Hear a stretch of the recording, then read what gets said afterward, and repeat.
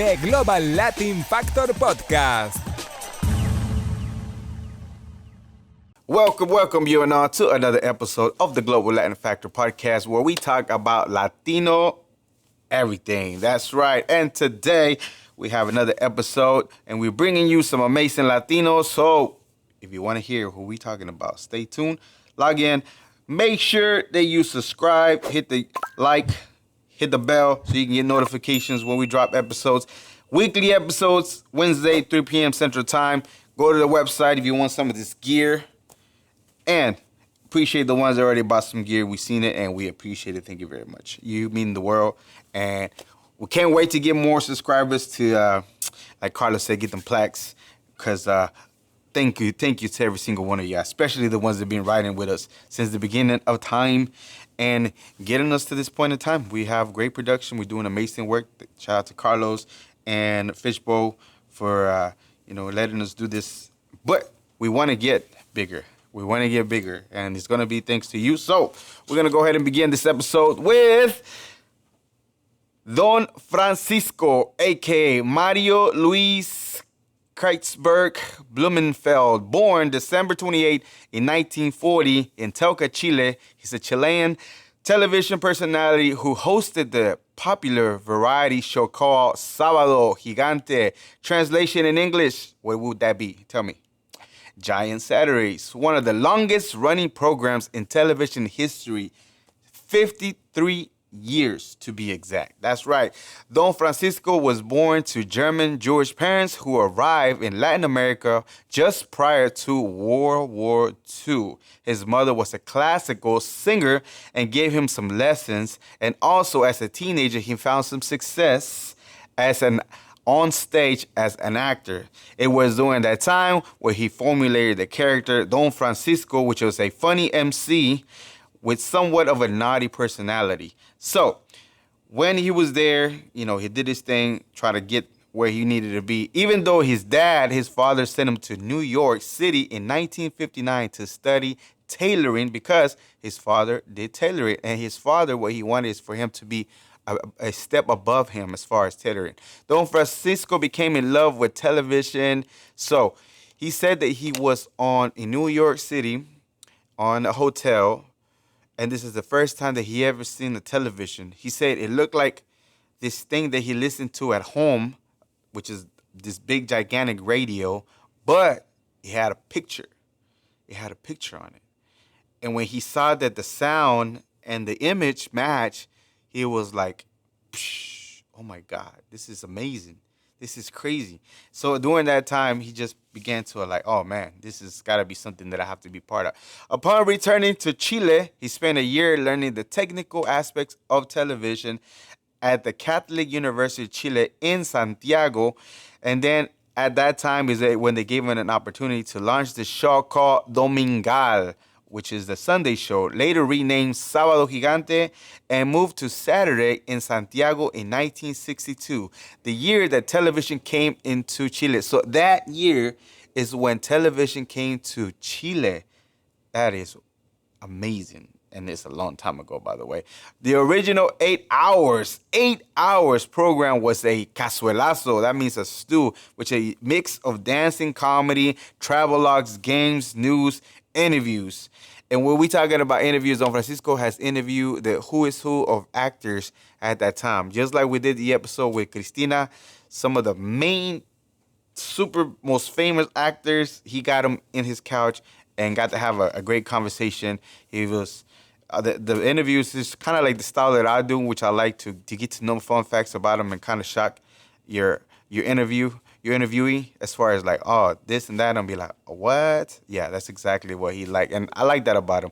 I'm pretty sure it was some of his people doing the research, or maybe he did like to do the research himself. But either way, the way that he did his interviews, I like the way that he does, and it was amazing. And again, he has interviewed many people later. So later on, the show was reduced to only 3 hours. Don Francisco has also hosted Chilean versions of ¿Quién merece ser millonario?, which is kind of like a variation of Who Wants to Be a Millionaire, the British television show. And also he's done different things as far as like Deal or No Deal. Atrapa los Millones, which catches the millions, which is another American type of kind of show. The money dropped.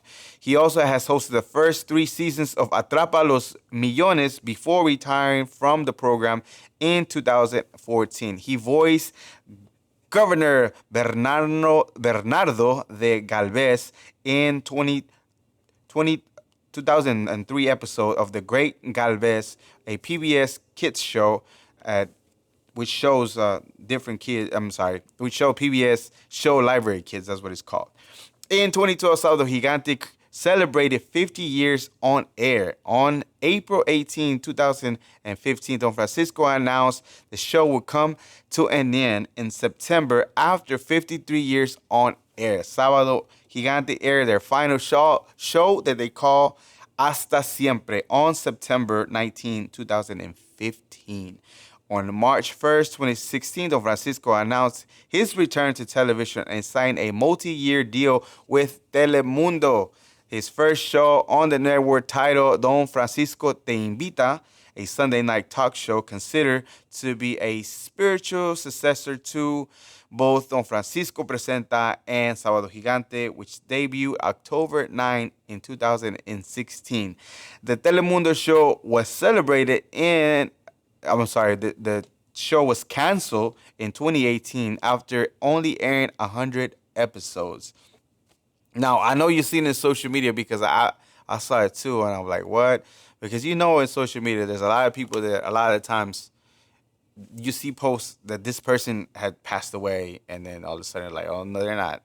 I don't know who posted this, but that never happened. Well, on April's Fools in 2003, a rumor arose that Don Francisco had died.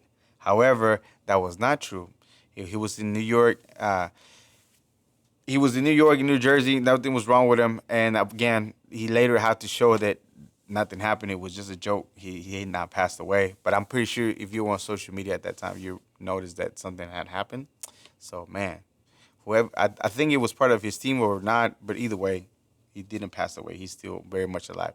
His show was in the world. The Don Sábado Gigante is the world's longest running television variety show, according to Guinness World Record.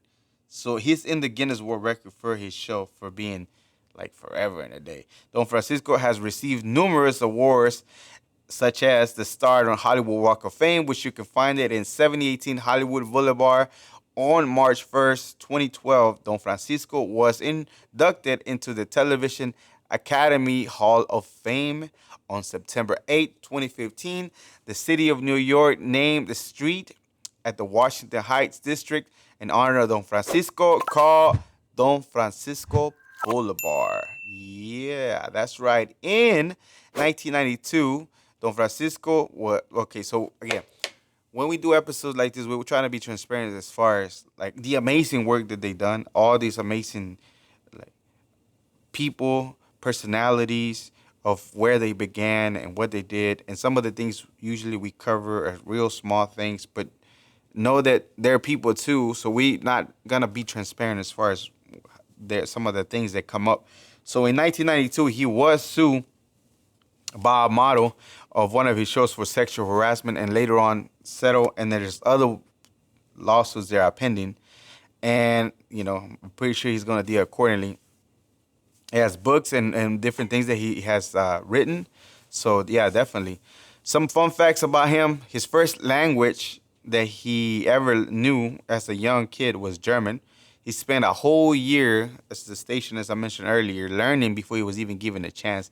His dad escaped a concentration camp in Germany before he leaving.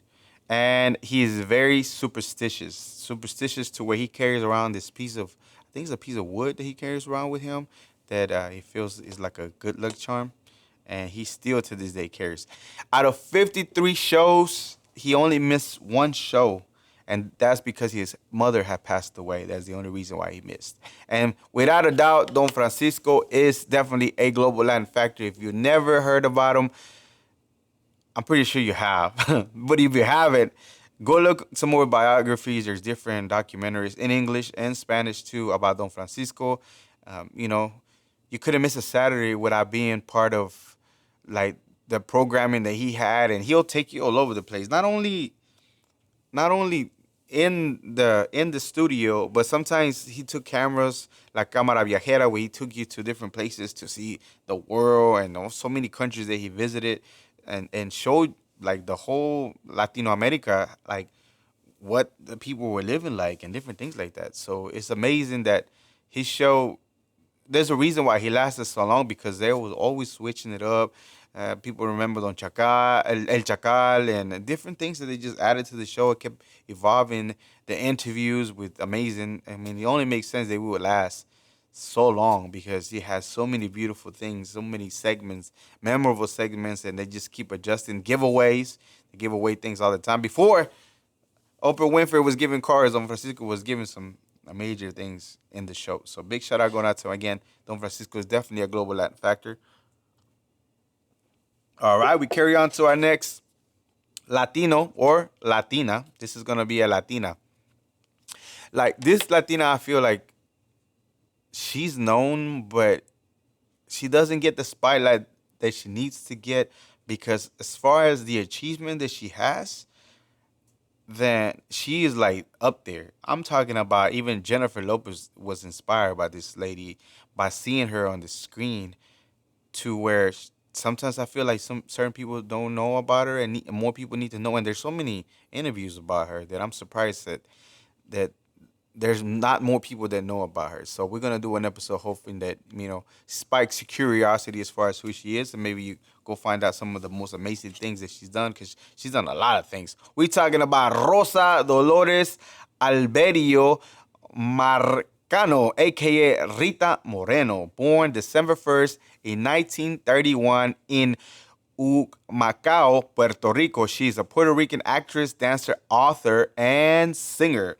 She is one of the last remaining stars of the golden age of Hollywood. So what is the golden age of Hollywood? That is a term that is used in film criticism to describe both the narrative and visual style of filmmaking, which became a characteristic in the American cinema between 1910, rapidly after World War I, and 1960. Yes. So she accomplished a rare feat, winning 4 major North American Entertainment Awards, or the EGOT. That's what they call it for winning this.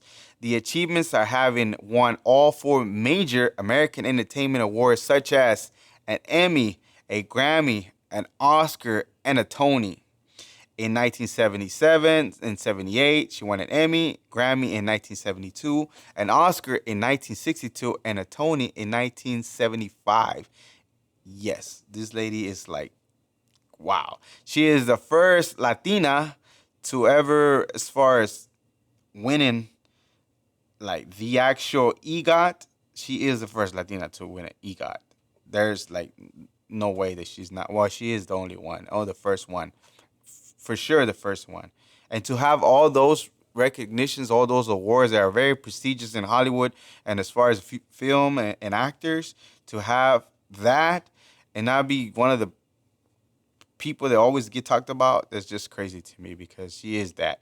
In 1945, at the age of 13, she made her first Broadway debut in Skydrift. Her first big screen appearance was in a So Young, So Sad in the 1950s, which was a black and white film. Very young still, but she made her thing. She was credited as Rosita Moreno, but soon after that, she changed her name to Rita Moreno.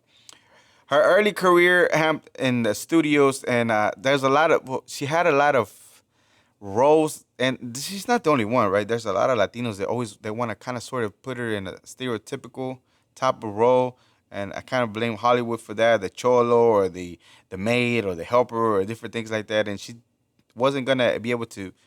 She didn't like to accept those type of roles, or she had trouble getting that, or they will make her like the sex part as far as that. And a lot of the times it was because of her personal things that she had going on after, she had a rocky relationship with Marlon Brandon, which is another actor.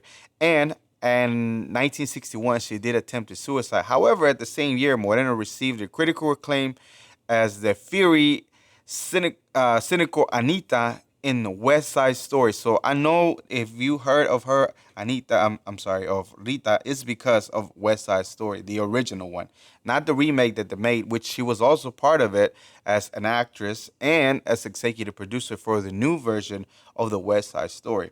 Now, she has been in at least 22 movies. That's just movies. That's not television. And some of the ones we mentioned earlier, West Side Story, the old one and the new one. Singing in the Rain, she had a small part. The Rockford Files, The Muppet Show, The Electric Company children's television series, and many, many more. She's also been in television series, other series, and theater.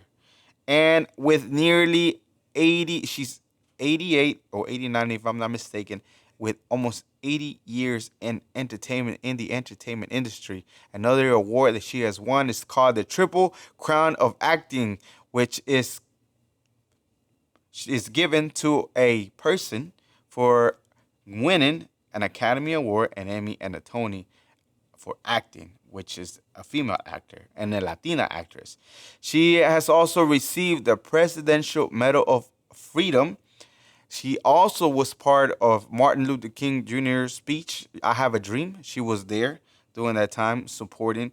So she has done major, major things as far as that. And I don't know if maybe just me because she's an older actress, but I just feel like for her not to be spoken about more or not saying of the accomplishment that she had is crazy to me. And some of the highest civilian awards, Presidential Medal of Honor, being part of some of the, civil rights movements, being there at that time, inspiring other actors, not only Jennifer Lopez, but different actors that she inspired and little girls that can look at her and be like, oh, she's just like me. I can do it too. It's just amazing to me. And then without a doubt, Rita Moreno is also a major global Latin factor, so amazing. This is just a little something for you to maybe spark your curiosity. Same thing with Don Francisco, and go check them out and find out all the amazing things that they have. And it's amazing that even after, contemplating suicide and coming out of it, and her career started taking on and just becoming a major, major thing. To me, I feel like I don't know if Puerto Rico, how much they celebrate her, but I'm pretty sure they do. If you are Puerto Riqueño and you know about her, some fun facts about her, just let us know. Be more than happy to share them. So again, this was another episode of the Global Latin Factor podcast. Subscribe. And remember, we are just like you. We are the spice in this melting pot that it is the world. Until next time. Thank you very much for checking out this episode of the Global Latin Factor podcast. If you are enjoying the content, go and subscribe right now. Help us reach our channel goal of 1,000 subscribers so we can have more content coming out. And again, we appreciate the ones that already subscribed. Go like, go comment. Thank you very much. Subscribe. Thank you.